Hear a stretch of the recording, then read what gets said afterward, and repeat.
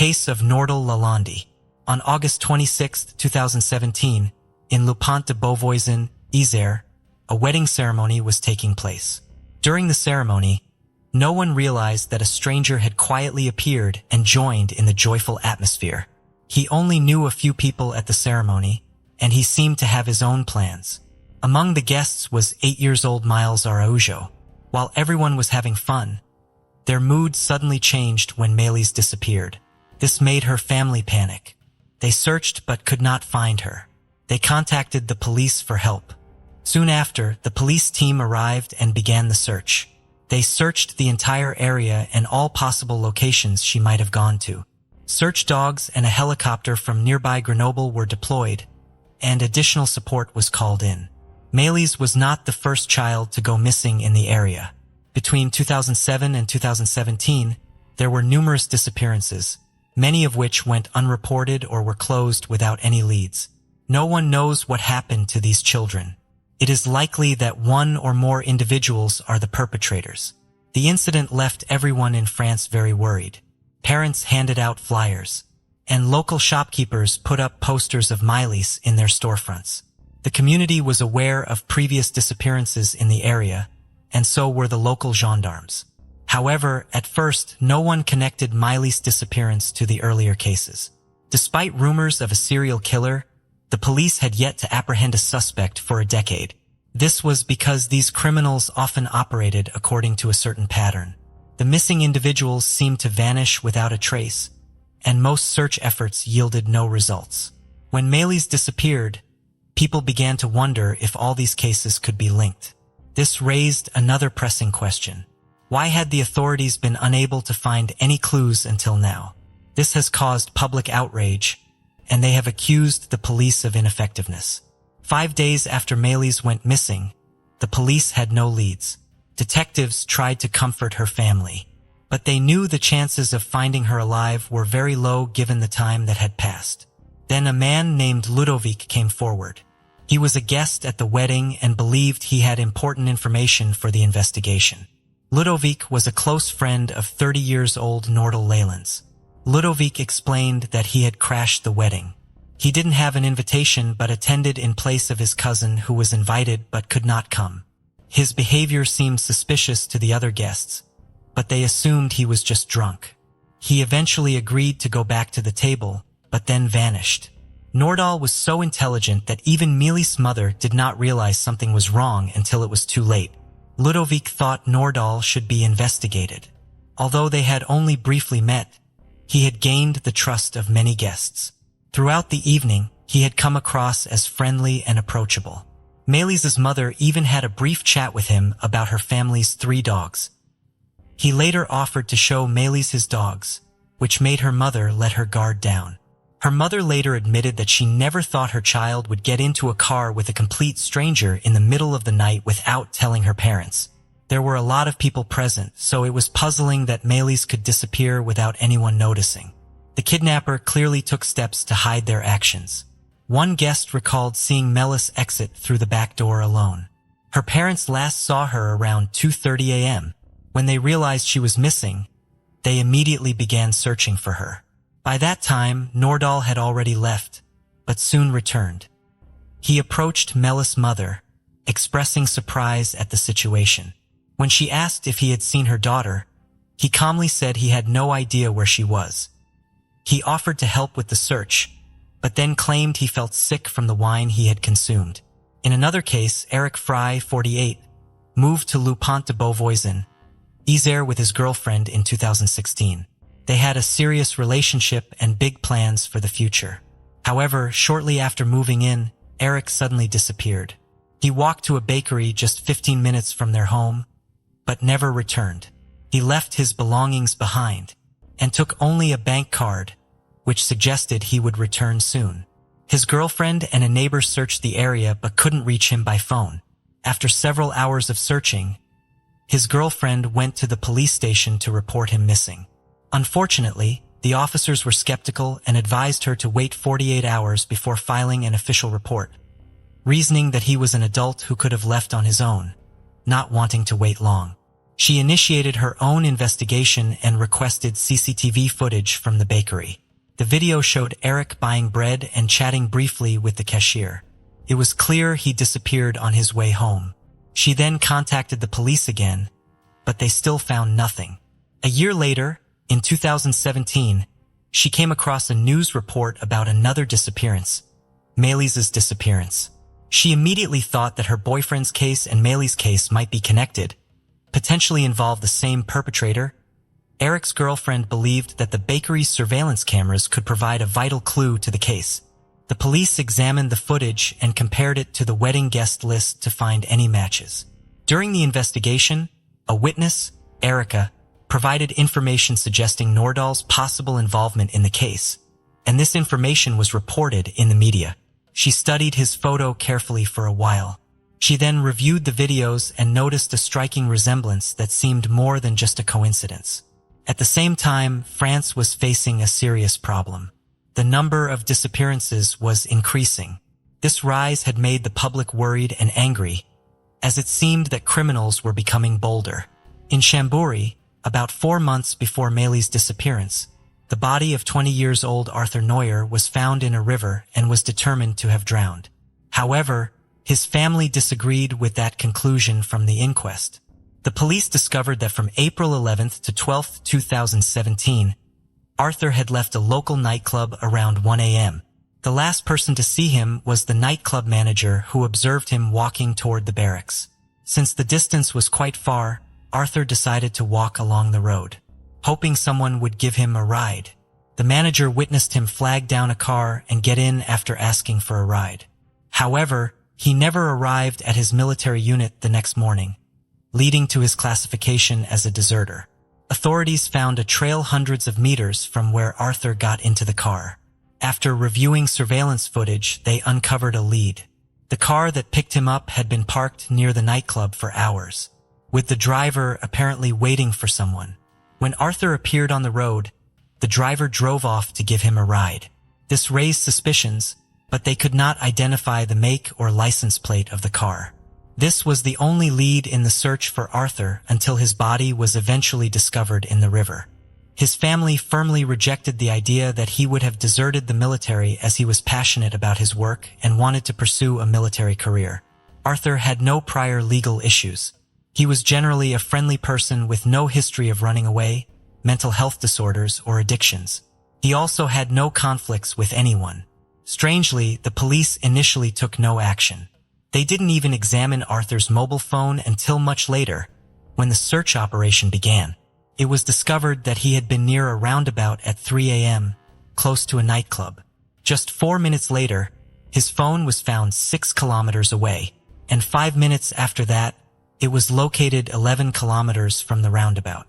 Given the time and distance, it was clear that Arthur had been in the kidnapper's car during this period. This information led investigators to identify the mobile phone of the driver. The phone belonged to Nordahl Leland-Dees, who was driving an Audi A3 at the time. Unfortunately, the nightclub manager who saw the car stop couldn't accurately identify its make. The car was searched, but Nordahl denied any involvement in the kidnapping and appeared arrogant. He seemed to feel uncatchable, a trait often found in serial killers. During interrogation, he spoke confidently, demonstrating impressive powers of persuasion. The detectives who worked with him were taken aback. They had difficulty extracting any information from him. Just a few hours after Arthur disappeared, Nordahl visited a car wash where he spent over 2 hours cleaning the interior and exterior of his car. His behavior raised suspicions. He was supposedly preparing the car for sale, meticulously removing any stains. Surveillance footage from the car wash showed that he focused particularly on the front passenger seat, spending about half an hour on it. Additionally, he took all the napkins and rags he used for cleaning with him, instead of discarding them in the car wash's trash, which also seemed odd.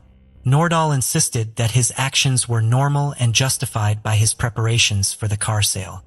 Nordahl has 3 large dogs, which cause hair and dirt to accumulate in the interior of his car. He likely realized that the detectives had no solid evidence against him, allowing him to manipulate the situation to his advantage. During questioning, he remained calm, delivering clear and convincing answers, all while accompanied by his lawyer. Despite his suspicions, the police released him due to lack of evidence, and they continued to investigate further. They later discovered that he was actively posting on social media, sharing content that included videos of himself with illegal substances.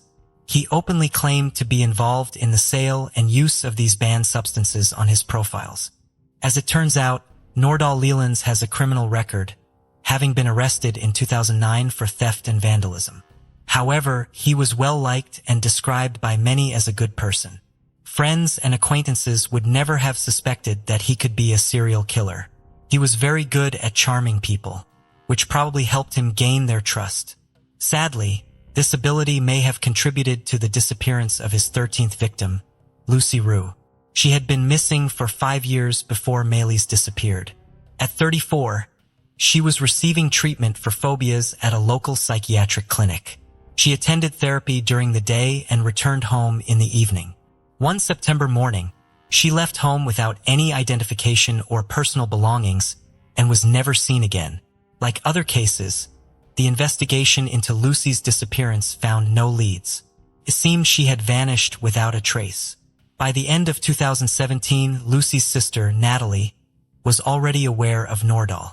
She immediately suspected a link between him and Lucy's disappearance after discovering that Lucy had gone missing in roughly the same area where another victim was later found. Unfortunately, just as in previous cases, law enforcement did not take Lucy's case seriously, possibly because of her mental health issues. Years later, investigators finally tracked down a person who was with Lucy at the psychiatric clinic. They discovered that Nordahl was also there for treatment during that time. The two often shared meals in the cafeteria. A witness said he was particularly attentive to her. She was the 13th victim, and was described as a beautiful girl who managed to attract his attention.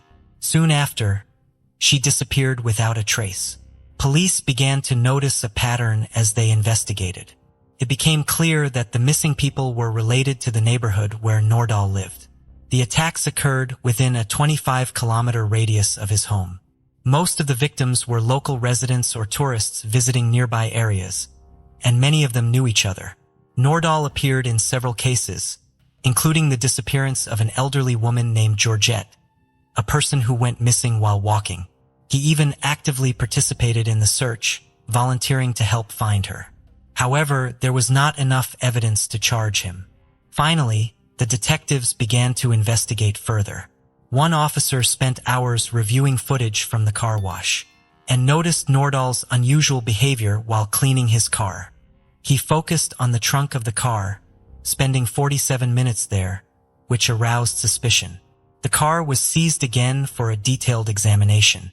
To conduct a thorough analysis, all the interior panels were removed, and investigators spent many hours inspecting the vehicle. They eventually discovered blood stains on the wiring in the trunk. DNA testing confirmed the blood was Malis's, raising questions about how it got into the car.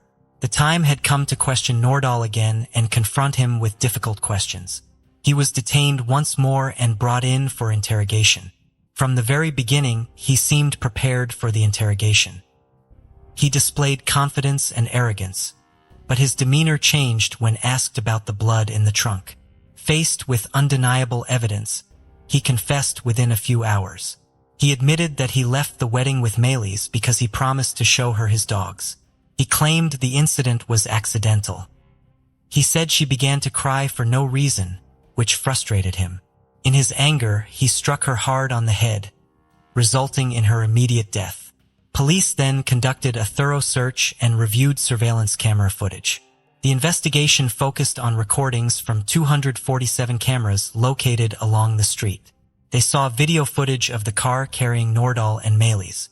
In the footage, she appears frightened, pressing against the locked door, trying to get away from Nordahl. Other recordings show him getting out of the car, seemingly lost in thought, while she is motionless and possibly dead. Nordahl eventually agrees to reveal where he hid Maylis's body.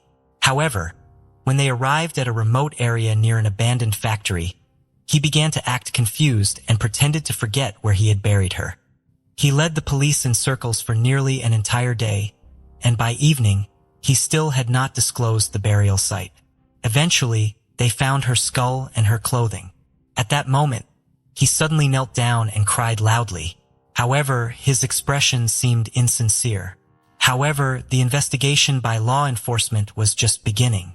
They discovered that Nordahl had left the wedding with Melis at 2:46 a.m. and had put his cell phone on airplane mode to avoid being tracked. He was gone for less than an hour, during which he assaulted her, placed her body in the trunk of his car, and drove to an abandoned factory where he buried her. He then returned to the wedding and, at around 4 a.m., pretended to be drunk to create an alibi without arousing suspicion. Detectives noted a significant issue. He had too little time to accomplish everything he needed to do. This leads them to believe that he actually returned to the wedding with Mela's body still in the trunk. After coming back, he seemed anxious that the police might ask him to open the trunk. The discovery of Mela's body, however, did not provide many answers. By that time, it had completely decomposed, and only skeletal remains were found. The forensic expert could not determine the exact cause of death, and the injuries she sustained were impossible to evaluate. The forensic expert noted that she had a broken nose and jaw, but these injuries were not severe enough to cause death.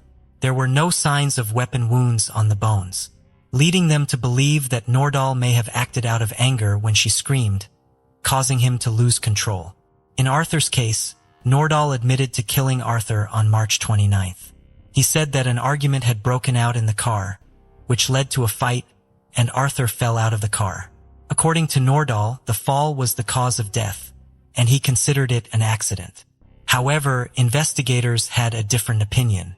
Although there may have been an argument between them, Nordahl deliberately chose Arthur as his victim. That night, he was like a predator.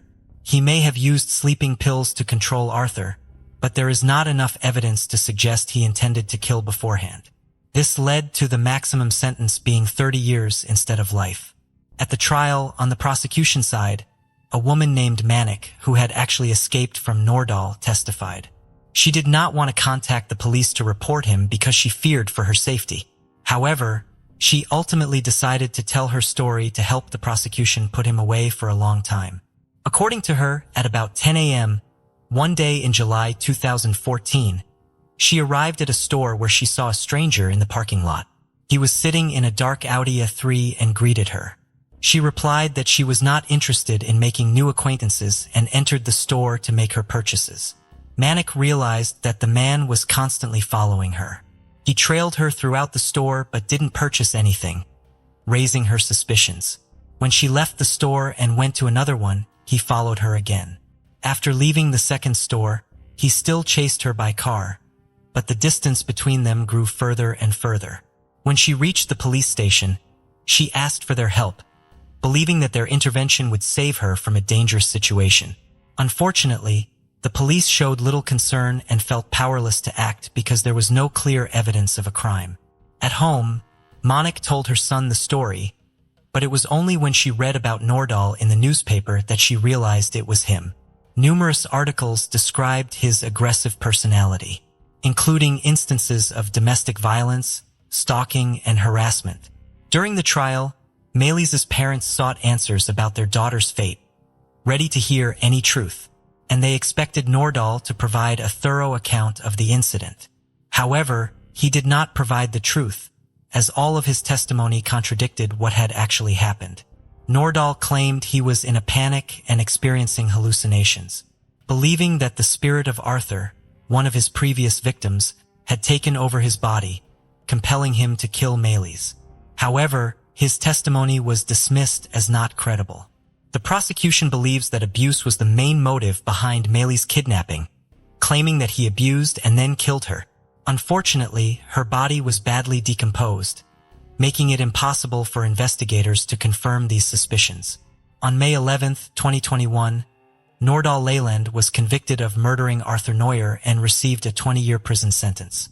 A year later, he was found guilty of kidnapping and murdering Melis Araujo, resulting in a life sentence with the possibility of parole after 22 years. Nordahl chose not to appeal his convictions, and authorities are still investigating his potential involvement in other cases. There are several leads, But direct evidence is scarce, and he has not confessed to any additional crimes. During his time in prison, Nordahl took advantage of every opportunity he had. He discovered that prisoners in French prisons retain most rights except for release, and he began to exploit these privileges. He corresponded with women, charming them as he usually did, and they came to visit him using a secret phone. He communicated with teenagers and accessed adult websites. Overall, he created a comfortable life for himself in prison, complete with a refrigerator, TV, and game console. Despite this, Nordahl confided in other inmates about his plan to escape at the end of the year. This case takes us to Kalamazoo, a city in southern Michigan, specifically to 63100 Proctor Avenue in Comstock Township.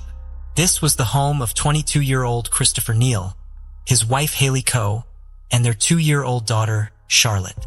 The couple had recently learned that Haley was pregnant with their second child, and they were thrilled to start sharing the news and expand their family. Everyone who knew Christopher and Haley described them as a perfect match. Both were caring, hardworking, and great listeners, always focused on making others happy. Christopher's father recalled that his son never had trouble walking into a room, even if he didn't know anyone. Within just a few minutes, Christopher would be sharing life stories with someone, showing how much he genuinely cared for others. After graduating from high school in North Texas, Christopher became a volunteer firefighter before joining the Navy. Haley, a young Navy recruit herself, had met Christopher on a beach in Florida. 2 weeks later, he asked her out on a date. Haley politely said, "No thank you," something the couple laughed about for years after. More time passed, and when Haley needed help with her studies for the Navy, Christopher offered to tutor her. They went on their first date shortly after, and Haley said they were inseparable from that point on. The couple soon eloped, and after this, their baby girl Charlotte was born. When Haley found out she was pregnant again, the pair were over the moon and had even started making plans to adopt children after this, providing children in need with a loving home they knew they could give. The couple were often apart due to their time in the Navy, but always made family their priority. Christopher would often write Haley letters and leave messages on her phone while she was sleeping, so that when she unlocked it, she found them later. His friends said he was a hopeless romantic and always let his family know they were on his mind wherever he was in the world. The young couple were often taking photos and sharing them on social media. It really was clear to see just how much they were in love, how much they adored Charlotte, and how precious being together as a family was to them. A year or so later, having finished their duties, they were both granted terminal leave from the U.S. Navy. And in 2019, Chris started a new job in real estate. The family moved to Michigan and started living in Haley's parents' house while they worked on their new dream home, a beautiful home that had actually belonged to Haley's grandmother. Christopher spent most days renovating it, and they couldn't wait to settle in. The family finally moved in on November 17th, and everything seemed to be going great. Christopher was excited about his new job and what this could offer. It was nearly Christmas, and they were finally together as a family with a second baby on the way. With so much joy in the young couple's lives, it's hard to fathom what happened less than 2 weeks later, December 1st, 2019. It was a typical evening in 63100 Proctor Avenue. Everyone had finished their dinner. Charlotte was sound asleep in the other room, and Christopher and Haley settled in for a night of watching television. Suddenly, at 10 p.m., there were several loud bangs on the front door.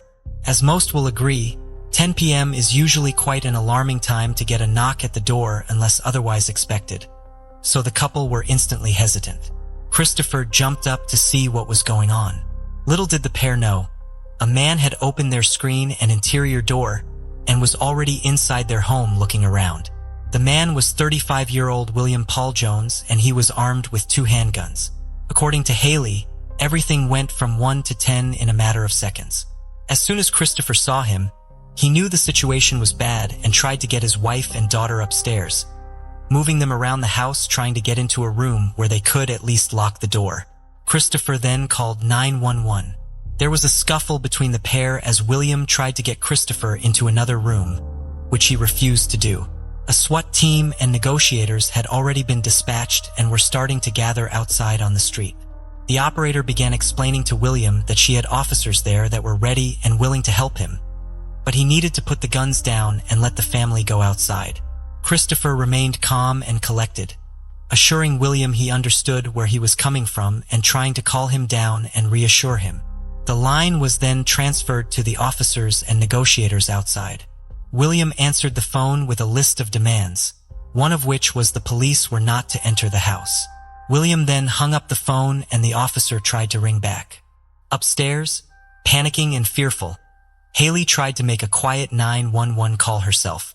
The situation was escalating and police slowly started entering the house before announcing themselves and continuing the negotiations from the hallway. Neighbors could now hear screaming and shouting and were trying to get hold of police too.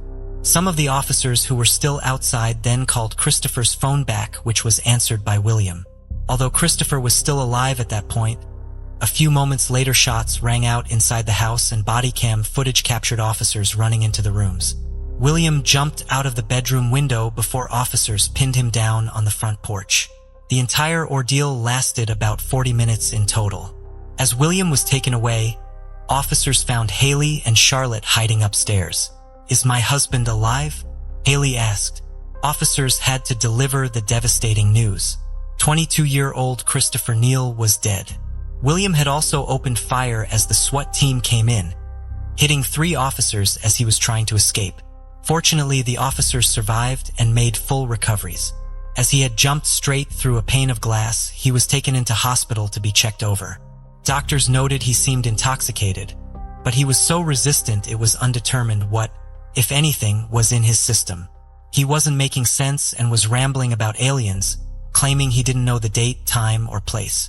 It took deputies and hospital security to restrain him as he got more violent and aggressive. Witnesses later told police William often smoked meth before going on long, violent rampages, shooting at cars, and breaking into homes. It turned out that William had an extensive criminal record and had spent most of his life going in and out of prison. He had actually been released just 5 days before he killed Christopher. Over the years, he had been arrested and jailed many times for many things, including burglary and home invasion, driving without a license, firearms charges, assault, resisting and obstructing police officers, and fraud, to name a few. When he was calm, William Paul Jones was charged with 19 felony counts, including the murder of Christopher, and his bail was flatly denied. As news began to spread about what had happened, everybody was in a mutual state of shock and disbelief. Neighbors said it was a sobering realization that no matter how safe and quiet their little street and area always felt, this was proof that it simply wasn't. As per Christopher's wishes, there was no funeral held, but friends and family gathered to remember and celebrate his life. His friends remembered him as a goofball, someone that had a thirst for life and a sincere devotion to those he loved. In court, William's obstructive and difficult behavior continued, but his attorney actually advised him to plead not guilty and pushed for a psychiatric evaluation of his client. An extensive evaluation was carried out by the Michigan Center for Forensic Psychiatry, and all everybody could do was wait. It remains unknown as to why all this transpired that night, and why William did what he did. He didn't know Christopher and Haley, and there was absolutely no link or motive that anyone could find. It was seemingly completely random.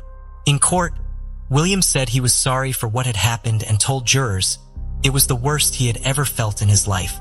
But the prosecution weren't buying it. They argued this was completely premeditated and said, if Haley and Chris had 40 minutes to think about whether the defendant will choose for Chris to live or die, the defendant had the same. At any point during that time, he could have stopped what he was doing, but he chose not to. And this was a deliberate and calculated decision.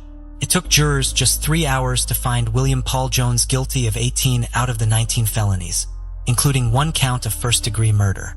In July 2022, the judge said, "There are good people and bad people in the world, and what you did on that day was pure evil," adding there was no reason for him to ever get out of prison. Haley gave a statement and said, "I cried myself to sleep every night for 6 months after Chris died. I'm so broken that living feels like too much. Dealing with the trauma does not make me strong. It reminds me of the card I've been dealt. I can no longer handle simple pleasures such as fireworks on July 4th, or any day for that matter, because as soon as I hear loud bangs, It brings me back to hiding in that upstairs bedroom in my family home, fearing for my life and my family's." She added that William had snatched away all her dreams, one of which was to be old, wrinkly, and cranky in a home together. She said her heart was broken when their daughter Charlotte tearfully told her, "Some days I just want to die already, so I can be with Daddy." The devastation caused by what happened that December night is hard to fathom, and the loss of Christopher has been so widely felt. Haley later gave birth to their son, and he was named after his father. Haley's dad Jack said, "He's the reason my daughter and granddaughter are still here. He sacrificed himself to let his wife and daughter get away. He got them out of the situation, and he's a hero for that. He saved them." Christopher's love for his family and his instincts to protect them at all costs is as admirable as it is utterly heartbreaking. He was a hero until the very end. In 1996, Janet March lived in Nashville, Tennessee, along with her husband Perry, their 5-year-old son Samson, and a 2-year-old daughter, Zipporah. The family lived in a large house on a 5-acre lot in Forest Hills, which is an affluent suburb in Nashville. Janet's parents bought the house for Janet and Perry. Her parents, Lawrence and Carolyn Levine, were extremely wealthy. Lawrence was one of the most prominent lawyers in Nashville, which made him socially prominent in the city's Jewish community. Janet and Perry met while they were studying at the University of Michigan in the early 1980s. Lawrence paid Perry's tuition so that he could study at the Vanderbilt University Law School. Janet and Perry got married in 1987. The year after that, Perry graduated and took a job at Bass and Sims. Their son Samson was born in 1990, and Zipporah was born in 1994. Perry did not last long at his work. He sent a lot of notes to one of his co-workers. Perry praised their body and said it captivated him. The co-worker then let management know about all the notes that she had received. Perry was caught in the act of delivering one of these notes, and he was fired. He also had to pay the woman $25,000 to avoid a lawsuit against him. The payment and what he did, he kept as a secret from Janet. Perry then started to work for Janet's father, and he told everyone he got fired because of a conflict with a coworker. Even without Janet knowing, the two of them started to argue a lot by 1996. Janet even got a book about divorce. On August 14th, the children's nanny, remember, had Janet was not her usual self, and had she spent the whole day on her computer. The next day, friends of Janet who saw or talked to her also noticed had she seemed distracted and afraid of Perry. On August 15th, 2 cabinet workers installed 2 countertops in Janet and Perry's home. They would be the last people outside of Janet's family to see her alive. That evening, according to Perry, the two of them argued again, then announced that she was leaving for a 2-week vacation. She packed a couple of things, gave him a list of things to do while she was away, and left the house just after 8 p.m. Janet's parents believed what Perry had told them, even if it was unlike their daughter. On August 25th, it was Samson's birthday party. When Janet did not appear, it raised some red flags. On August 29th, Janet's parents finally notified the Metropolitan Nashville Police Department that Janet was missing. This was now 2 weeks after she was last seen. Detectives looked at local hospital admissions and Janet's credit card and bank accounts, but found no trace of her. The first break in the case came a little over a week later, on September 7th, when Janet's Volvo was found packed into a parking space at an apartment complex roughly 5 miles from the house. Inside was Janet's handbag, a suitcase with clothing, and a small bag. It appeared as if the items inside the car was carefully positioned by someone. Investigators who interviewed Perry also noticed had he talked about Janet in the past tense, indicating had he knew she was not alive anymore. He also did not allow anyone to search the house. On September 16th, investigators got a search warrant, however, and made their way inside. They found that a computer's hard drive had been forcibly removed and could not be found. Investigators also found that a week after Janet was last seen, went to local tire store to get new tires for his Jeep. The owner of the store told him that his existing tires were in excellent condition, but Perry said that he wanted a different brand. After the search, Perry took his children and went to live in Chicago. He made a very incriminating remark to one of Janet's friends. He asked her what would she think if he took Janet's life and exposed her body while the children were sleeping. By this time, investigators did not believe Janet was alive anymore and Perry was their main suspect. They used Army helicopters, divers, and cadaver dogs to look for Janet's body. In November, also denied to Janet's memorial service, and he did not allow the two children to go. The next few years were just filled with lawsuits between Perry and Janet's parents. They now believed that Perry took her daughter's life. They wanted custody of the two children, and they also wanted to make sure that Perry did have a right to any of Janet's possessions. Carolyn Levin found an envelope in a Forrest Deal's house. Inside were copies of the notes Perry had sent to his co-worker. Investigators and Janet's parents believed that Janet had discovered these notes and demanded a divorce, and that Perry then took her life. In 1999, Janet's parents were given visitation rights. When they went to pick up the children in Chicago, they learned that Perry went to Love in Mexico with his father. His father lived close to Guadalajara in Mexico. In 2000, Janet's parents went to Mexico. They picked up the children from their school and took them back to Nashville. Unfortunately, this was seen as kidnapping under Mexican law, and they had to take the children back to the man that they believed took their daughter's life. Janet's parents continued working hard to prove that Perry is guilty, even though nobody had been found. Finally, in 2005, Perry was arrested and taken back to the United States. Janet's parents also got full custody of her grandchildren. Perry told detectives that he would plead guilty if he would be given a sentence of 7 years or less.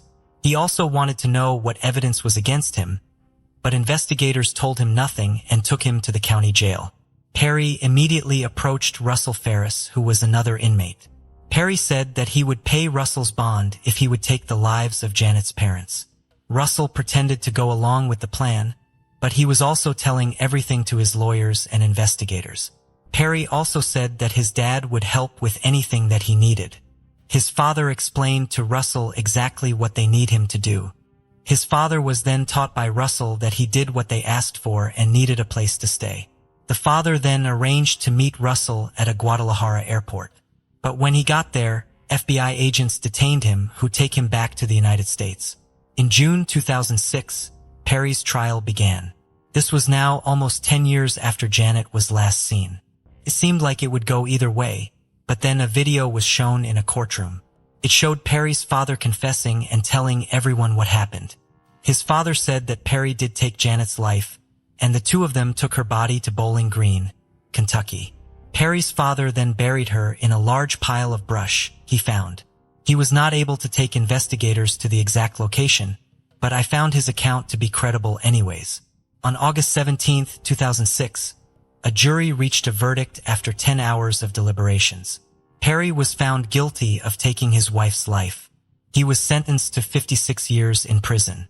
His father was sentenced to 5 years in prison, but passed away just a few months later at the age of 79. Perry will not be eligible for parole until 2040.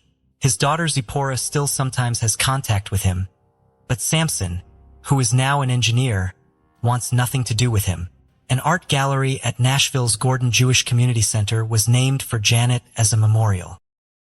On February 24, 1986, the Los Angeles Police Department discovered the lifeless body of 29-year-old Sherry Rasmussen, brutally injured and tragically lying on the floor.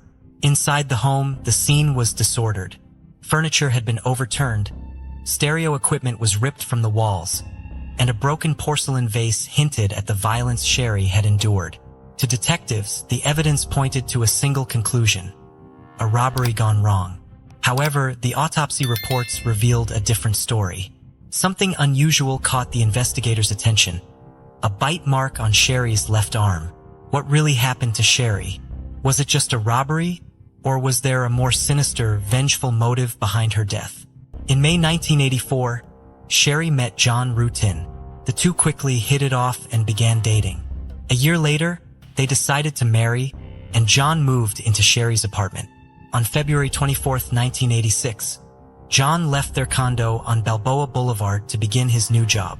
Meanwhile, Sherry was scheduled to give a motivational speech at work that day. Around 9:45 a.m., a neighbor noticed something strange. John's garage door was open, but there was no car inside. John had ensured that all doors were closed before leaving, making this unusual.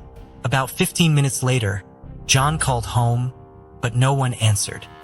He assumed Sherry had gone to work and dismissed the concern. But as the day went on, his calls continued to go unanswered. John started to wonder. However, after checking in with Sherry's secretary and learning she hadn't shown up for work, John's worry meter spiked. Meanwhile, Sherry's sister, Teresa Lane, also reached out, calling her office around 10 a.m. A twist in the tale emerged when a maid cleaning a nearby unit reported hearing what sounded like a heated argument, followed by a loud thud around 12:30 p.m. When John arrived home from work at 6 p.m., he sensed something wasn't right. The garage door, usually closed, was wide open and Sherry's BMW, the one he had given her as an engagement present, was nowhere to be seen. Considering Sherry's earlier plans, it seemed odd that she would have left without telling him. As John walked closer to the garage, he spotted scattered pieces of broken glass and quickly realized where it came from. Above the garage was a small balcony and its glass door had been smashed. John stepped into the house through the garage. There lay Sherry, sprawled on the floor with her body horribly injured. Her eyes were swollen and she had cuts and bruises all over her body, even on her head and neck. By the time John found her, she had been lying there for a while and her body was stiff and cold. John desperately searched for a pulse and tried to revive her, but sadly, there was no response. Being panicked, he dialed 911 and soon enough, the police and paramedics rushed to the scene. As the detectives combed through the crime scene, they were met with utter chaos in every room. Furniture was tossed around and it was clear there had been a violent struggle. A broken porcelain vase hinted at the severity of the attack on Sherry. Adding to the eerie scene, they discovered a handprint of blood near the alarm system the couple had recently installed. It seemed Sherry had desperately tried to trigger the alarm to let someone know she needed help. But tragically, she couldn't quite reach it in time. Inside the house, it was clear that the struggle had been intense, especially in the lounge room. The detectives found tall stereo speakers, one of which had been ripped from the wall and left on the floor near Sherry's body. As they continued their investigation, they collected more evidence from both the scene and from Sherry's body. They dusted for fingerprints around the house and also used an assault kit to gather swabs from the bite marks they found on Sherry's arms. The detectives also discovered abrasions on Sherry's wrists, which suggested that she had been tied up with a rope or cord, which they found near the front door. It was clear she had fought so hard that her fingernails broke off in the struggle. Adding to the horror, they also uncovered evidence that she had been shot 3 times in the chest. This shocking revelation led them to conclude that despite all her other injuries, the gunshots were ultimately what caused her death. One bullet had gone through Sherry's body, leaving an exit wound on her back, while the other 2 were found inside her. It was clear they were shot from a .38 caliber handgun fired at very close range. Adding to the mystery, detectives found a colorful quilted blanket on a chair in the living room. It had 2 holes and powder burns, which was suggesting that it was used to muffle the sound of the gunshots.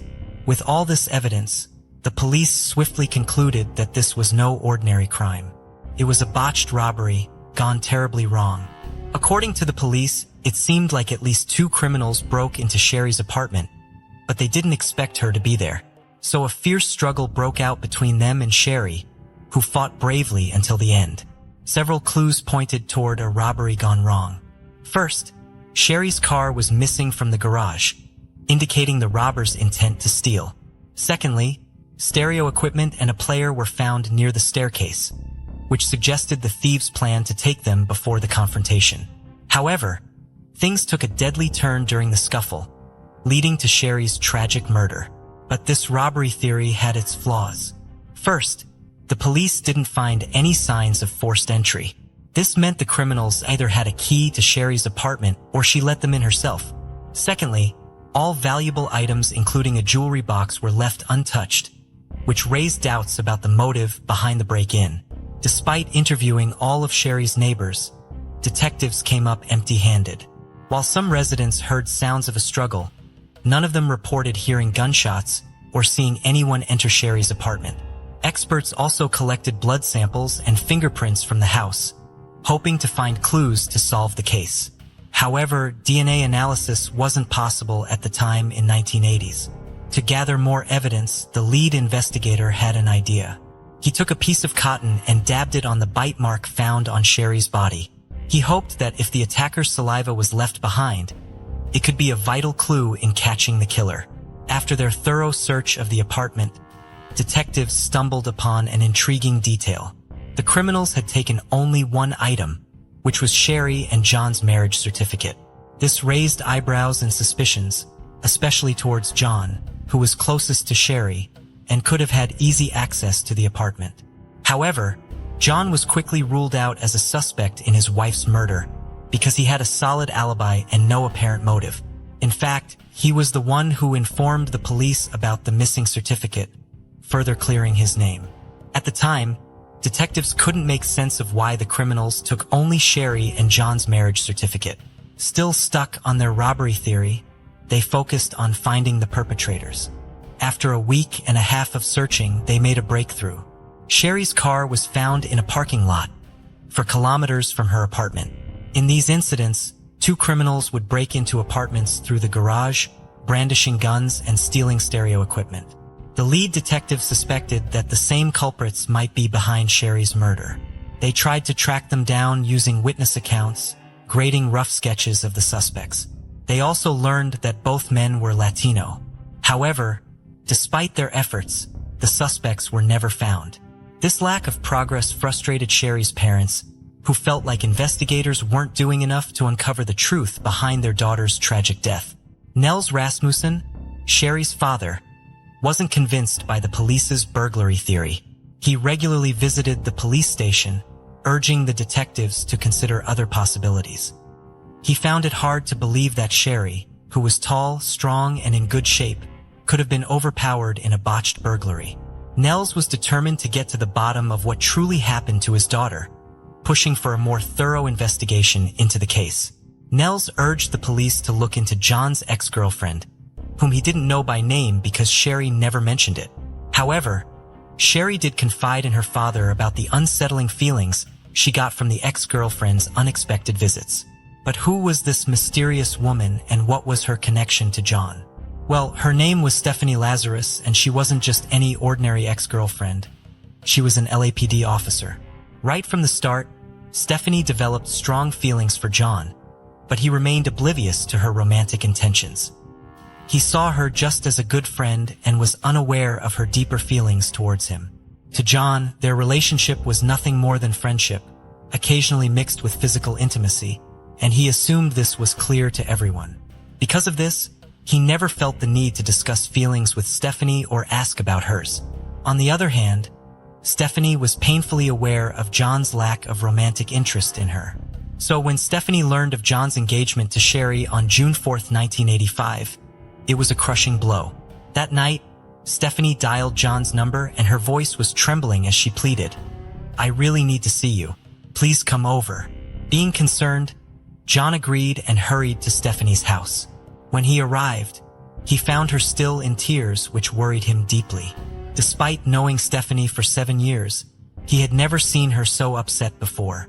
He tried to soothe her, but before he could say anything, Stephanie suddenly poured her heart out, confessing her love for him. "I love you," she declared. "I've loved you all this time. I just couldn't bear to see you marry someone else." John was taken aback by Stephanie's confession, but he was confident that their relationship had always been clear-cut. He gently explained to her that he didn't share the same feelings and that he was deeply in love with Sherry. However, despite his refusal, Stephanie persisted and pleaded with John one last time to sleep with her.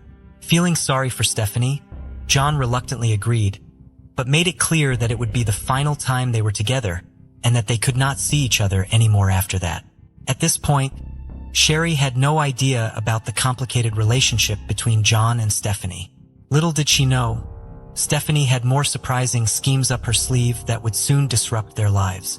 In August 1985, Stephanie made an unexpected visit to the Glendale Adventist Medical Center, where Sherry worked. Stephanie headed to Sherry's office for a private conversation. They closed the door, and their discussion lasted for a few minutes. When Stephanie eventually left, Sherry emerged from her office looking visibly distressed, tears in her eyes. It was evident to everyone that something had deeply upset Sherry. That evening, Sherry reached out to her father Nels and confided in him about the unsettling encounter with Stephanie. While she didn't disclose Stephanie's name, she shared the disturbing message she received. If John couldn't be with Stephanie, then he couldn't be with anyone else either. But Stephanie's intrusive behavior didn't end there. During her second visit, she showed up at Sherry's apartment and asked John to wax her skis. Despite Sherry's objections, John complied with Stephanie's request. Sherry found her behavior odd, especially considering she was dressed in a flattering workout attire.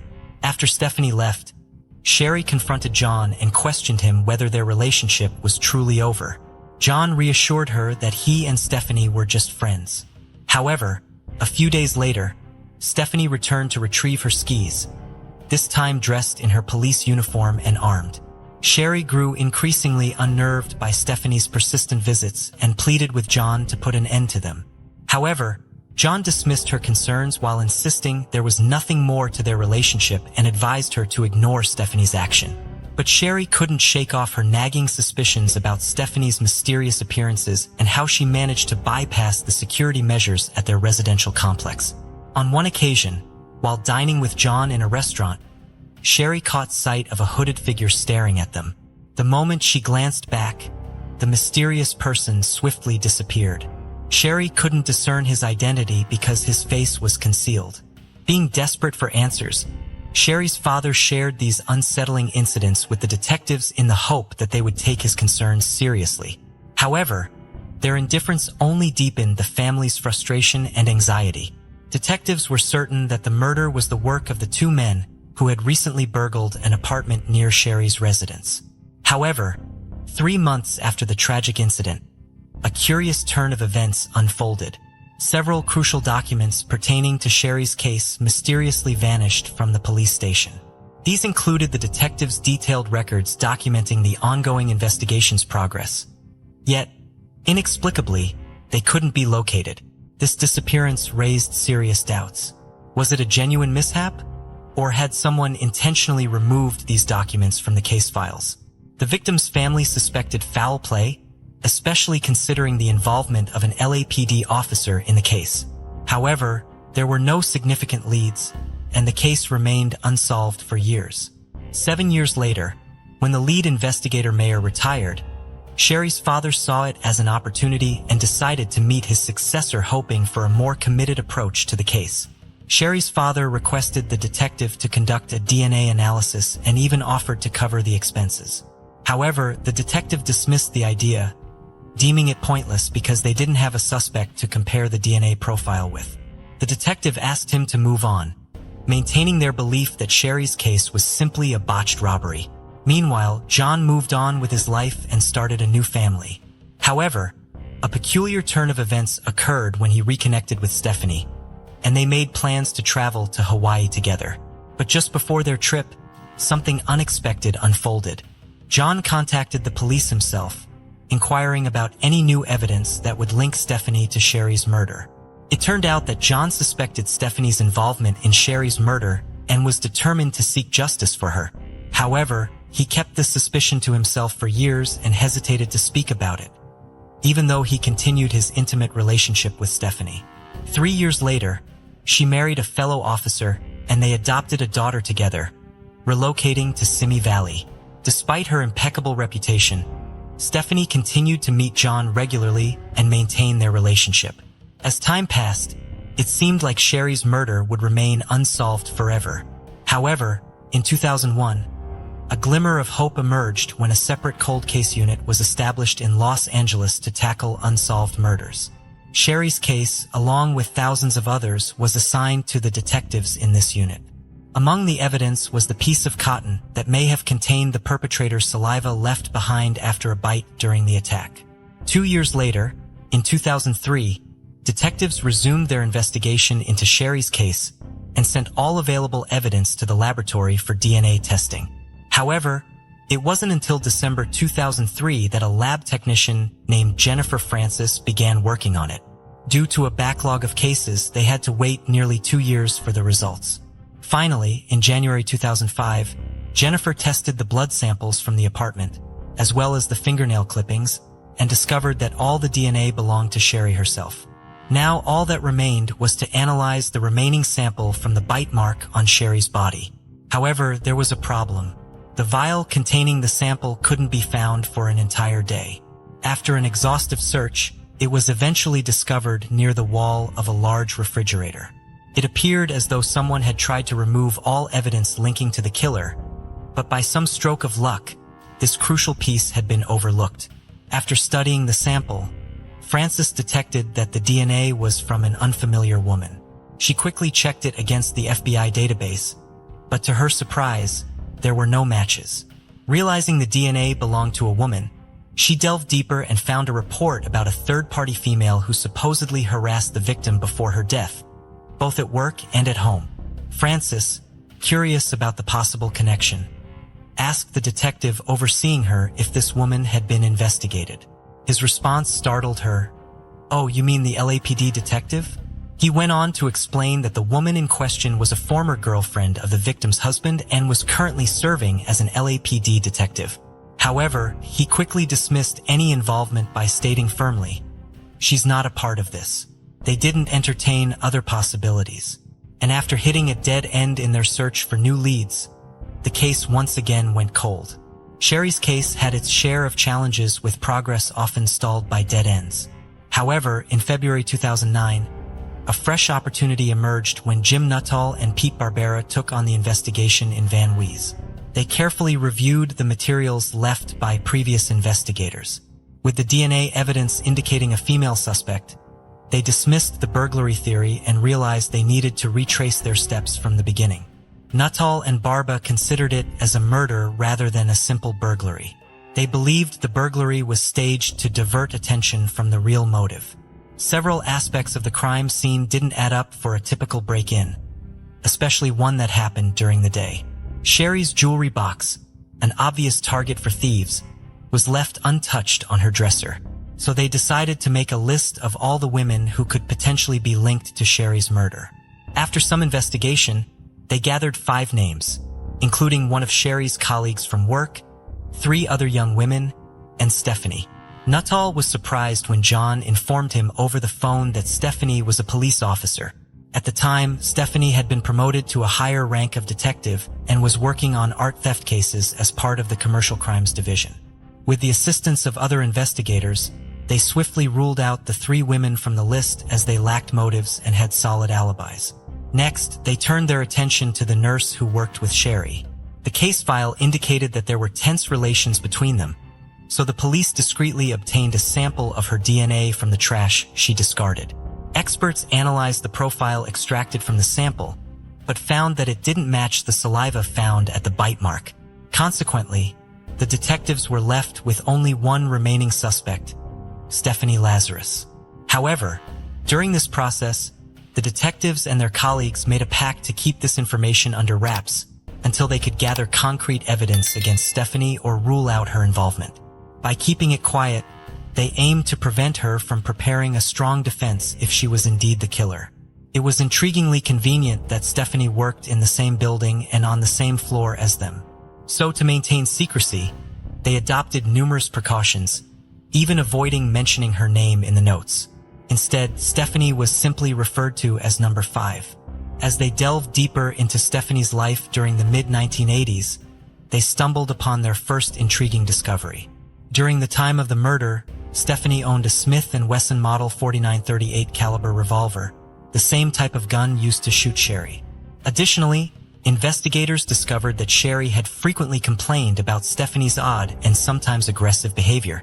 The plot thickened when they learned that Stephanie had broken into Sherry's gated community and even into her apartment on multiple occasions.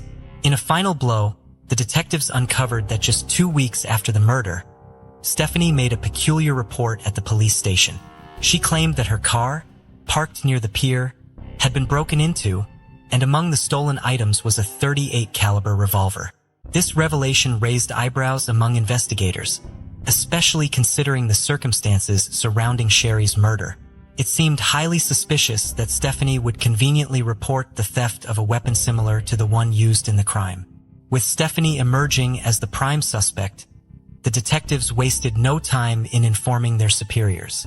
They devised a plan to discreetly collect a DNA sample for her, opting for a voluntary discard to avoid tipping her off about the investigation. For a whole week, undercover officers shadowed Stephanie's every move and waited for the perfect moment. Then, on May 28, 2009, their chance finally arrived. Stephanie and her stepdaughter popped into a cafe for a quick snack. As soon as they exited, the officers swiftly swooped in and grabbed the glass Stephanie had sipped from. Without hesitation, they sent it straight to the lab for analysis, hoping it would finally crack the case wide open. The following day, the lab delivered the results, and it was a bombshell. The DNA from Stephanie's glass was a perfect match to the DNA found at the bite mark from Sherry's body. It confirmed what the detectives had suspected all along. Stephanie was indeed Sherry's killer. The revelation sent a chilling possibility that Stephanie may have been behind the disappearance of crucial documents from the initial investigation and erased any trace of her involvement. However, the undeniable DNA results left no room for doubt. With little time for contemplation, the investigators swiftly shifted their focus to developing a plan for Stephanie's arrest. The detectives even thought over the idea of apprehending Stephanie at her residence, but the thought of confronting her while she was with her husband and stepdaughter seemed fraught with risk. Instead, they brainstormed on how to compel someone of Stephanie's rank to surrender their weapon. Eventually, they hit upon a brilliant solution. The basement of the police department housed holding cells meant for temporary detention of criminals, where anyone entering had to surrender their weapon. This ingenious plan provided the perfect opportunity to safely arrest Stephanie without complications of her family being involved. Now, to lure Stephanie to the basement holding cells, the detectives devised a clever plan. On June 5, 2009, two detectives approached her with hidden microphones. They told her they had arrested a suspect who might have intel on stolen paintings. Since Stephanie was experienced in dealing with art thefts, they sought her expertise. Stephanie willingly agreed to assist and accompanied the detectives to the basement where the suspect was purportedly held.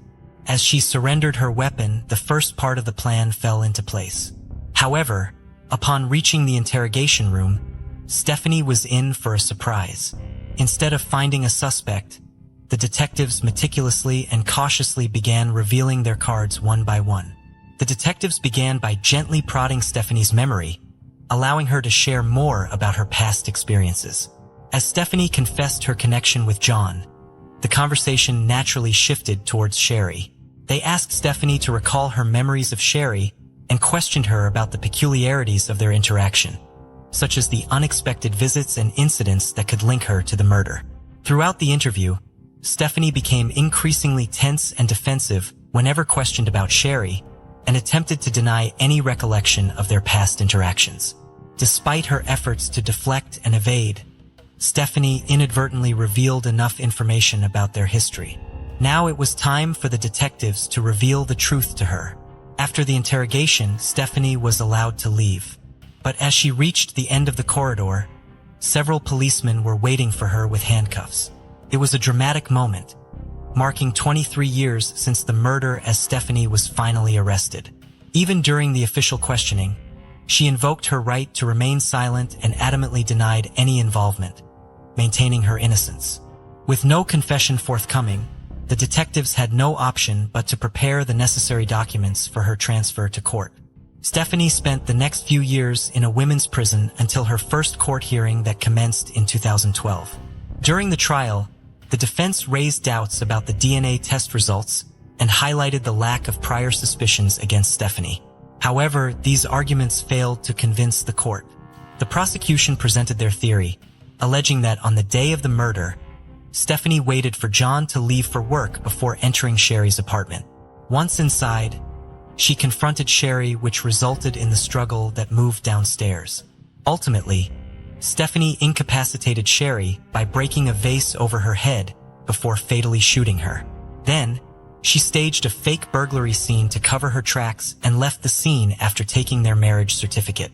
In her house, they stumbled upon a journal from the mid-1980s filled with entries detailing her love for John and her distress over his relationship with Sherry. However, there was no mention of her gun being stolen. Additionally, her computer history revealed multiple searches for John's name during the late 1990s. These findings added weight to the prosecution's case, painting a clearer picture of Stephanie's obsession with John and her potential motives for the crime. On March 8, 2012, Stephanie's fate was sealed as the jury declared her guilty of murder. The courtroom fell silent as the judge handed down a sentence of 27 years to life in prison, with an additional 2 years for using a service weapon. Stephanie was finally behind bars and John had moved on with his life. It's tragic to think that she took Sherry's life and ruined 3 lives in the process. But for what? In the end, Stephanie's attempts to make John love her were futile, and now she finds herself unhappy as well. If it weren't for dedicated detectives who took up the case, Sherry's story might have remained buried in dusty archives. But thanks to their expertise and the power of DNA evidence, justice was finally served. Sherry's parents finally found solace knowing that the person who took their daughter away from them was behind bars. 38-year-old Jonathan Oyai had Thursday, June 11, 1998, off from work. He was a deputy of the Los Angeles County Sheriff's Department, a K-9 handler with the Elite Special Enforcement Bureau. John planned to spend the majority of the day at Devil's Punch Bowl Natural Area, some 20 miles southeast of the home he shared with his wife Deborah and 5-year-old daughter Chloe in Palmdale. John was able to handle his prestigious but exceptionally challenging position because of his background as a paratrooper with the Army Special Forces Unit and his commitment to remaining in peak physical condition. He was a skilled runner who trained in rugged, remote locations and knew how to survive in the wilderness. He had just completed his 650-mile ultramarathon a few days prior and was at the Punch Bowl to train for a 100-mile run he would be undertaking in just 2 weeks. Participating in the Western States 100-mile endurance run was a long-held dream of John's, and he had been training for it daily and organizing a support team to assist him for the over 20 hours he would spend running. The mountains south of the Devil's Punch Bowl were a regular training site for him since he was familiar with them, and they helped prepare him for the difficult terrain he would be running over during the endurance run in Northern California. It is believed that Jonathan parked his truck and began his run around 11:45 a.m. Shortly after he began his run, he encountered a group of elementary school students. John and his canine summit of Mount Baden-Powell, which was roughly 20 miles away, and to the summit of Mount Baden-Powell, which was roughly 20 miles away and back, returning to the parking lot around sundown. 2 park employees saw a man believed to be John in the park over the following several hours, and a third saw a man with a backpack like the one John had taken with him walking towards the parking lot around 6 p.m. Jonathan did not return home as planned, however, and his wife called the Palmdale Sheriff's Station to report him missing at 11 p.m. 2 deputies found John's white Ford pickup truck still in the parking lot, and the search and rescue squad with the department was called in to look for John by 11:30. Multiple other organizations and agencies would join the effort the following morning. Even as the search for John went on for over a day, there was still hope that he would be found alive because he was so well trained in outdoor survival and physically fit. However, as several more days went on with no sign of him despite extensive aerial and ground searches, the optimism began to wane.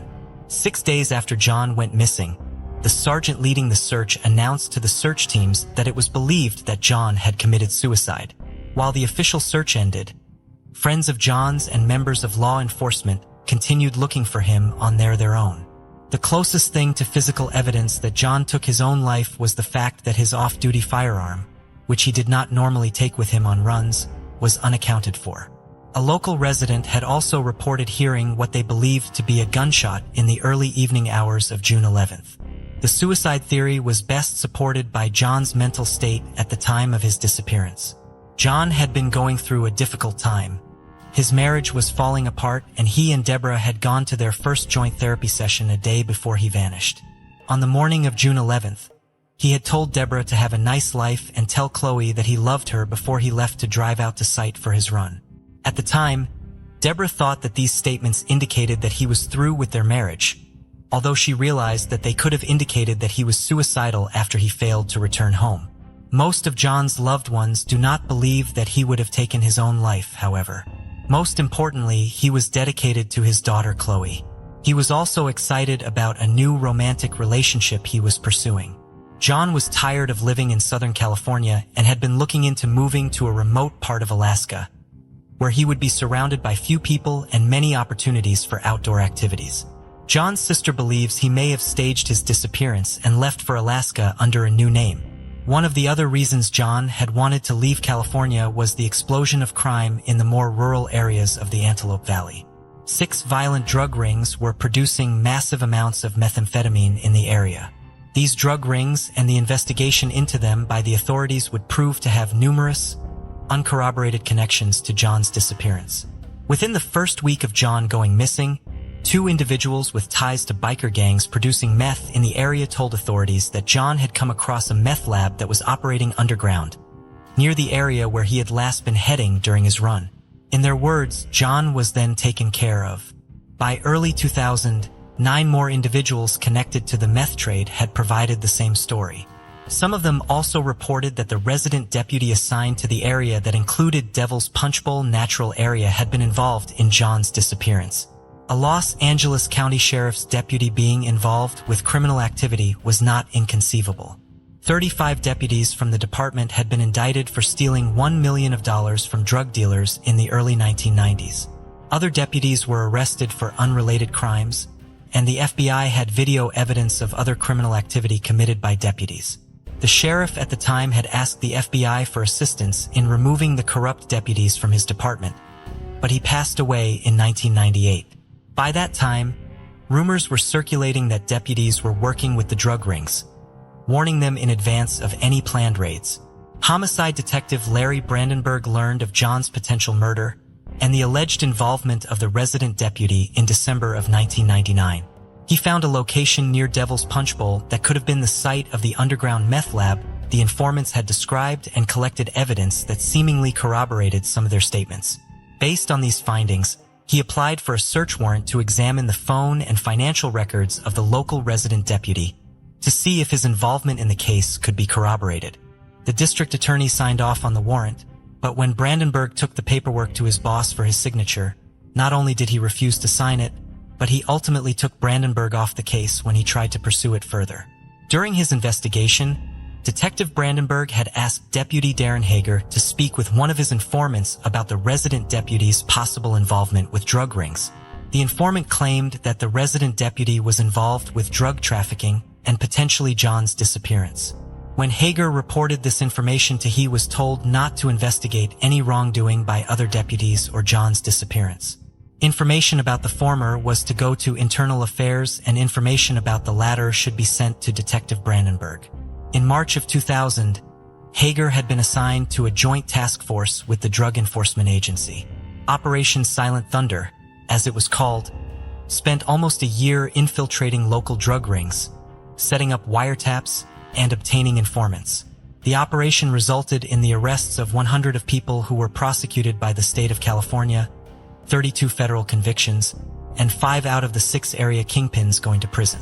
In 2002, Hager traveled to Washington, D.C. to be presented with the DEA's Administrator's Award in honor of his work on the operation. During the course of the operation, Hager had witnessed specific incidents of deputy misconduct and learned of specific connections the resident deputy alleged to be involved in John's disappearance may have had to a local drug dealer. He also had 3 new witnesses provide information about John's disappearance.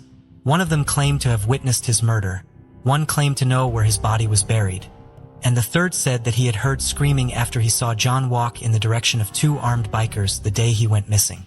As instructed, Hager passed all of this on to other departments. The homicide captain, who had previously refused to sign off on Detective Brandenburg's application for a search warrant, refused to meet with members of the task force to discuss the new leads or assign a detective to follow up on them. In June of 2002, the resident deputy, suspected of wrongdoing, and 5 other deputies filed a complaint against Hager, claiming that he had used falsified documents and warrants to defame the resident deputy during his time on the task force. Within a week, the department concluded that all of the witnesses Hager had identified who had been vetted by the DEA and were being used in federal court cases were all unreliable, and that John O.J. had taken his own life because of his marital problems. Hager was reassigned while he was investigated by Internal Affairs for the next 11 months. At the end of the investigation, Hager faced 2 charges: falsifying information and conducting a personnel investigation of the resident deputy. The first charge was based on errors and summaries Hager had not written. The standard punishment for these offenses under the disciplinary guidelines of the department was a 15-day suspension. Instead, Hager was fired despite having been rated as outstanding during his 3 previous performance reviews with the department. Hager could not find work due to the nature of these charges, and eventually filed for bankruptcy protection.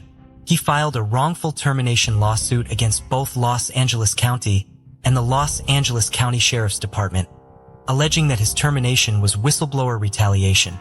A jury awarded him $4,500,000 in lost earnings and damages. The county and department appealed the judgment for the following 3 years, but eventually had to pay Hager $2,500,000 plus interest, which made his final payout around $3 million. Hager, no longer feeling safe within the jurisdiction of the Los Angeles County Sheriff's Department, has since moved out of the area. In 2015, John's wife Deborah was homeless and living in her car, supporting herself with only a $950 a month disability check she receives because she cannot work due to an extreme form of obsessive-compulsive disorder. And his daughter Chloe was living in Los Angeles with her boyfriend and his mother. In March 2020, a woman named Chloe O.J., who was the same age as John's daughter, passed away in Idaho, although it is unconfirmed if this woman was in fact John's daughter or just another woman with the same name. In the more than 20 years since John disappeared, no sign of him or his remains has ever been found. 19-year-old Tong Xiao was born in the bustling coastal city of Dalian, located in northeastern China, home to over 6 million people. She was the only child of Cheng Shang and Yang Shui, and the 3 of them shared a close bond. All of them were hardworking, and Tong had shown remarkable potential from a young age. She was both creative and artistic, as well as analytical and academic, playing the piano and dancing while dreaming of becoming either a biologist or a sculptor. However, friends and family often said that Tong could have achieved anything she set her mind to. She earned a place at Dalian Yuming Senior High School, one of the city's most prestigious schools, known for producing top scorers on the college entrance exams, the Gaokao. Students who consistently excel and win special awards may be granted university admission without having to take the Gaokao. While her boyfriend at the time was accepted into a prestigious university in China, sadly, Tong did not share the same fate. She was naturally upset, having worked so hard for it, and this meant her plans were very much up in the air. She now needed to rethink where she would go and what she would study. It would also see an end to her current relationship. She decided to make a big leap and push herself more out of her comfort zone than ever by planning on moving to the United States to attend Iowa State University and study chemical engineering. Her ever-supportive parents gave their life savings the equivalent of $100,000 to support her and the big move. She needed to get a few more things ticked off, including the English foreign language exam. In July 2011 in Beijing, while studying for the exam, Tong met Xinyan Li, who was studying English as well. Li was also set to go to the United States, to the Rochester Institute of Technology in New York. The pair hit it off and shared a lot in common, especially as they were both about to make the same huge move to the same country at the same time. Tong's parents met Li shortly after and said that although he seemed respectful, shy, and quiet, they didn't think the pair were right for the long term. A few others shared the same view, but Tong assured everyone that the pair weren't exclusive or official, and things between them were quite casual. In September 2012, Tong finally joined Iowa State University, maintaining high grades from the start and throwing herself into all aspects of college life. Her friends said when she wasn't studying, she filled her time with dancing, socializing at parties, and teaching Chinese to other students. She made friends easily and was particularly close to the girls she lived with. Tong was the oldest of the 3 roommates, but they all called her little sister because she was the smallest of them, standing at 5'2". Her roommate and best friend Jean said Tong was so smart it drove everyone crazy. She was someone that was always saying she needed to study more, but would consistently come out with straight A's and was always top of the class. She and Li were still talking long distance, But he soon made quite a surprising decision. He decided he could no longer do the almost 1,000 miles between them and asked to transfer to Iowa State University too. But he didn't have a place to stay, and his classes wouldn't start for a while. So he temporarily moved in with Tong and her roommates. Although they said they initially didn't mind, they did admit living with him was awkward. He didn't socialize. He didn't make an effort with any of them. And he didn't help with any chores, leaving mess everywhere. He didn't like Tong being out and away from him, wanting to know where she was and who she was with all the time. Tong was still adamant that they weren't official and was now growing tired of his possessive behavior. It was now about 2 years into Tong's studies, and everything seemed to be going fairly well. To the relief of her roommates, Lee was now in his own apartment and officially enrolled in his own classes. But Tong was growing more and more distant from him, telling people she wanted to break things off properly and move on. Further issues had arisen when Lee gave police Tong's address as his own when he was pulled over for traffic violations. This created more issues with Tong and her roommates to the point where they didn't even like his name being mentioned and no longer wanted him to visit. On September 3, 2014, Tong spoke to one of her friends who had recently become something more. The pair had been talking for a while and romantic feelings were growing between them. She said the relationship between she and Lee was just causing issues, and she wasn't happy and hadn't been for a long time. However, she and Lee had pre-planned a motel break that weekend. She said she was going to go and work everything out when she was back. But it was looking likely that she and Lee would be parting ways. For days later, on the night of September 7th, Tong's father sent her a text message. She had told him she was trying to replace a pair of glasses that she'd lost, and he was reaching out to see if she got new ones. The response he got was short and blunt, saying she had borrowed a pair from a friend. He asked if they could talk via video, having not caught up in a while, but she said she was too busy. It was an odd series of messages, and he was a little sad that she had rushed off the phone. One of her roommates then also got a text, but this one had been sent from Lee's phone at 1:30 a.m. It read, "Hey, I'm still in Iowa City, but I lost my phone, so I'm using Lee's. He has a family emergency and may have to fly back to China today, so I'm going to catch a bus to Minnesota and visit some friends there. I'll be back in a week. Keeping Lee's phone with me, but is running out of battery." Monday, September 8th, 2014. As Monday morning came around, people were surprised to see that Tong could not come back home, especially as she had classes. Surprise became concerned, however, when several more days would pass and she was still off the grid. Her friends and roommates decided to all come together to find out who, if anyone, had actually seen or heard from her on her phone over the last week. But no one had, and none of her friends online had heard anything either. Her roommate Jean contacted a few people she knew in Minnesota via social media, and they drew a blank too, saying unless they just hadn't crossed paths in town, she didn't arrive there to see them. On September 18th, with a bad feeling in the pits of their stomachs, her roommates filed a missing persons report. Police initially wondered whether Tom had perhaps gotten homesick and gone back to her parents, saying this wasn't uncommon, especially with international students. But they quickly realized this was not the case for Tong. There was no evidence to suggest that she had left the country, and there was also nothing to show she had taken that bus to Minnesota.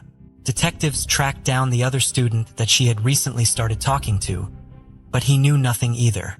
Whatever they had between them was very new, and he said he didn't even really know her well enough yet to recognize that this was out of character. Hence the reason he hadn't reported her missing. He was able to give them an alibi which checked out. Students and locals were now sharing missing persons flyers and social media posts as well. Tong's disappearance had really rattled the campus and the community. Using card transactions and going off what her roommates had said, authorities found that Tong and Lee had made the trip to Budget Inn and Suites, checking into room 218 on September 5th, just as they had planned. The hotel owner Ken confirmed this too. He actually knew the couple reasonably well, saying they had been there before and there was nothing unusual about them coming to stay that weekend. On September 6th, Ken said he saw Tong walking around the lobby by herself. The couple were also picked up on CCTV at a gas station buying some bottles of water. Nothing seemed off, and it didn't look like anyone had followed the pair in or out. However, On the morning of Sunday, September 7th, Ken said he had noticed that Tong's car was now gone. And as the room was now empty, it seemed the pair had left in the early morning hours of September 6th. But no one had actually checked them out officially. While the hotel had cameras, annoyingly there was a glitch in the system and any footage of them checking out had not been picked up. Ken said although there was nothing unusual about checking out of the hotel early, normally the couple were late to check out and had to be asked to leave. So knowing this, it did seem a little odd that he hadn't seen them go. Authorities searched Tong's apartment where they found a receipt for a car she had purchased, which gave them her number plate. They sent the make, model, and plate numbers to other police departments in the area, hoping for a hit. They obtained a search warrant for both Lee's apartment and the motel room. Lee's apartment was a total mess. Everything was everywhere and it looked as though he had packed up some of his belongings in a hurry. In the motel room, on some of the walls and the headboard, were some very small dark-colored splatter marks. But without having any evidence to suggest anything had happened, to get the authority to start swabbing and collecting samples was going to take a while. They also had to deal with the issue that other people had stayed in that room after Lee and Tong. They looked into the rest of Lee's phone history. If his phone was still with Tong, this would give them more locations to look at. Between September 5th and September 8th, several calls had been made to someone called Paul. Most had been made from Ames in Iowa, and none had been made from Minnesota. One stood out as it had actually been made all the way from China. They did have the text which indicated Lee had gone to China, but this didn't add up with Tong having his phone. The message that had been sent to Tong's friends, which said that she was still in Iowa City, had actually been sent when the phone was in Chicago. And it was confirmed that Lee had been in Chicago for his changeover flight, which turned out to be delayed. From here, not willing to wait in Chicago, he went to Los Angeles instead and flew to China from there. He clearly still had his phone, not Tong. Paul, the man who had received so many calls, agreed to do an interview with the police. He told them that Lee had reached out to him, asking for help to buy a ticket to China. Paul was confused as he knew that Lee still had classes, but Lee said it was an emergency and didn't elaborate any further. Paul asked him if he needed a return ticket, but Lee said no. Police now knew that something bad had happened to Tong, and Lee was now an official person of interest in her disappearance. September 26, 2014. A call came in to say that Tong's 1997 Toyota Camry had been located. It was parked under a tree near some apartments just outside of Iowa City. One of the apartments nearby belonged to Lee. Residents said that the car had been there for weeks and there was now a pungent smell coming from it. Officers now needed to wait for a warrant to open the car, but the smell coming from inside was one they knew all too well. When they finally were able to open the trunk, they saw a suitcase, and the smell got worse. Inside the suitcase was an already badly decomposing body. There was a dumbbell inside the case as well, and a bloody towel wrapped around the person's head. Although testing needed to be done, they knew it was Tong Shu. It would later be confirmed that she had died of asphyxiation and blunt force trauma. They could still not be sure about when exactly she had been killed, but they believed that she had most likely survived being beaten, only to suffocate after she was forced into the suitcase. Inside the car, they also found some travel documents belonging to Lee, confirming his flight out to China. And Tong's smashed phone was on the driver's seat. Now they knew that Tong was deceased. They went back to the motel, this time with a forensics team. The bloody towel that had been wrapped around her head had come from inside the motel room. Using luminol, they were also able to find traces of blood on some of the furniture. CCTV showed Lee and a TJ Maxx buying the very suitcase which Tong had been found in. He spent a lot of time in the shop comparing sizes and wheeling the cases around. He also purchased 2 dumbbells from a Walmart, one of which was found inside the suitcase. But even despite all of this, there just didn't seem to be any reason for it. They had just gone on a weekend trip away, only for this to happen one day into the trip. But soon, officers would talk to someone who would reveal something which changed a lot.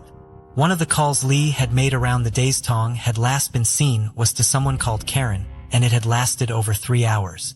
They tracked down Karen to ask about the nature of it all.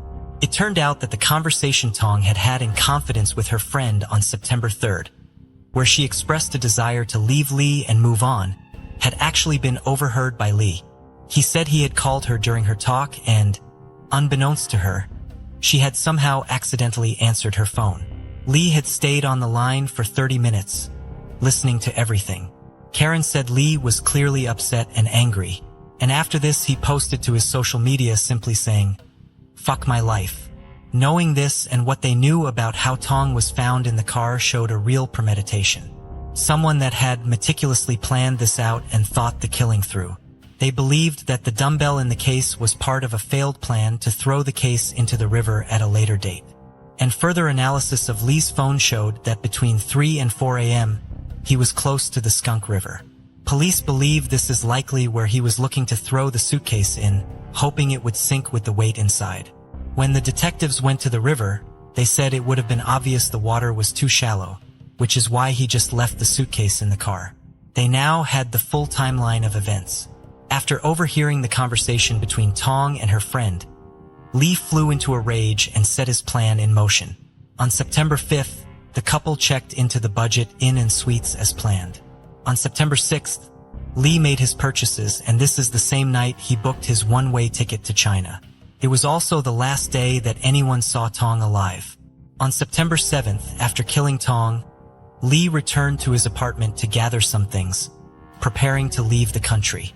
He drove around debating on throwing the case into the Skunk River, eventually deciding against it and just leaving it in the car instead.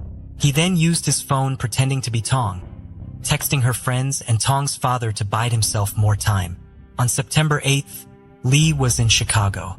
He bought a ticket to Los Angeles, and a day later he was back on the way to China and on the run. It wouldn't be until March 2015 that an arrest warrant was issued for Lee, but by this point he was nowhere to be found. China does not have an extradition treaty with the United States, and this filled the police with dread, knowing they might not be able to do anything at all. Detective Gonzalez, who had been leading the investigation, was determined to get justice for Tong and her family. He said, "The one clear message I wanted to send is, if something horrible happens to you like that, no matter what it takes, we're not going to stop. I don't care where you're from, what country you went to, where you fled to. We're just not going to stop." He, along with the district attorney in Iowa, contacted the Chinese authorities and the embassy. To their relief, they agreed to help from overseas and said they would track Lee down and sort out the arrest there. They issued a press release, and it was now national news in China. People on social media were sharing pictures of Lee's face, and the hashtag #FindLee was trending. In May 2015, Lee, who had been hiding out in Wenzhou and knowing there was no way out of it, finally surrendered and he was taken into custody. Chinese authorities now needed everything from the detectives in Iowa in order to get the case officially transferred over to them. And in June, Lee was now officially under arrest and set to be tried in China for intentional homicide. 1 year later, Lee pleaded guilty, saying he had been irrational and impulsive. His story was that Tong had attacked him and in self-defense he had killed her.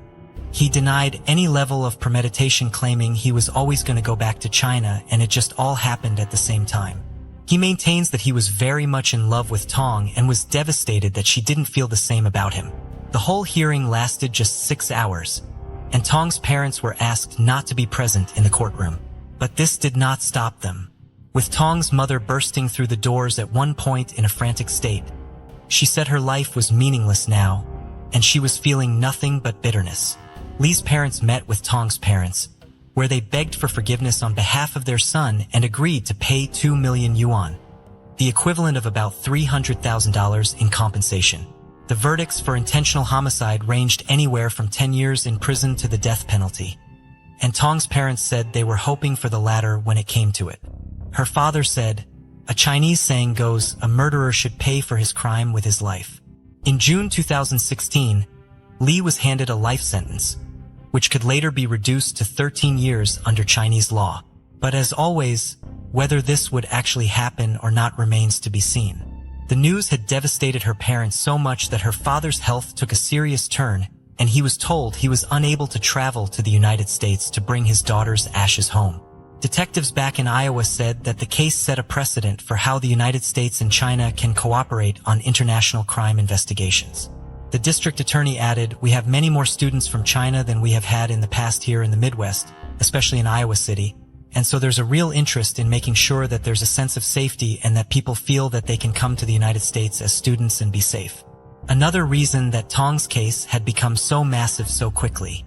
19-year-old Tong Zhou was determined and hardworking.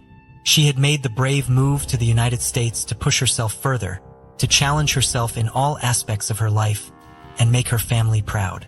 She was succeeding on so many levels and undoubtedly would have gone on to many more successes.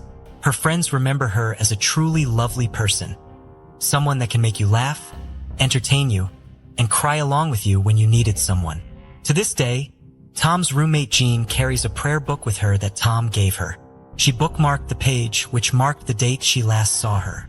Part of it reads as follows: "Keep me focused on God, on the path before me, even when it seems stacked with insurmountable obstacles. Remind me that I do not walk alone, but with all those whose aim is to walk with you." She says she takes comfort in this and sees it as her sign that her dear friend is always with her.